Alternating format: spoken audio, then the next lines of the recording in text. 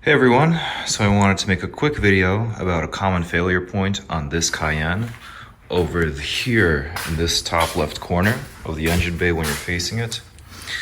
I was reinstalling / making a bank 1 and bank 2 exhaust video when I just circumstantially bumped into that corner there with the heat shield over those pipes. Why am I also making this video? Because you can't find this part anywhere on the Porsche site. This specific connector, they want you to buy all these coolant hoses that go behind the engine. So that's part of the reason I'm making this video, is if in case you encounter the scenario like me, you have coolant pouring everywhere, how you solve this problem. So as these plastic coolant connectors age, get brittle, you literally bump it, and the connector, if you're working on something, just simply cleanly snaps off inside of the coolant tube. If this happens to you, I'll link the part number here so you can easily find it. 1J0121087D. Again, it's hiding back there under the coolant pipes, under the heat shield. It's a little bit hard to reach those hoses, but you can eventually get them off. Let me know if you need any tips on reaching them. You'll have a hard time getting this out of the rubber tube because it's essentially fused in there with heat. What you do is you take a screw,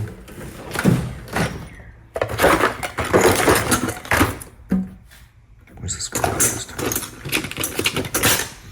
And you basically hold your tube and put a screw in and then yank it out with pliers after working it loose with a flathead screwdriver up the rubber hose a little bit.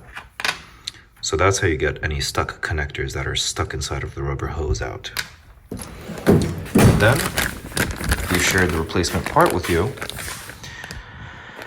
And instead of buying this replacement hose assembly, which Porsche wants to sell you for $150 for the OEM part, plus all these unnecessary hoses, I will link this in the description. The part alone is $5, shipping was $7.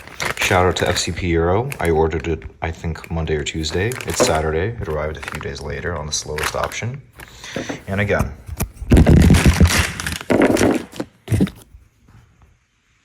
the part number is not listed on the aftermarket replacement. But again, the part number 1J0121087D, and there's another variant called ending in B, 087B, that I may or may not make a video comparing the two, because there are aftermarket variants on Amazon that you can get quicker. Okay, so that was my quick video about this coupler. Now I'm just going to reinstall it by, you basically lean across on top, you lay down across here where something's soft. We're gonna reconnecting this hose is simple. We're gonna insert it like so. This connector goes into this hose on the engine. And this tiny one, like this. Goes like this into these tubes here. And we're just gonna reinstall the heat shield. And we'll be back in business, resuming our exhaust video.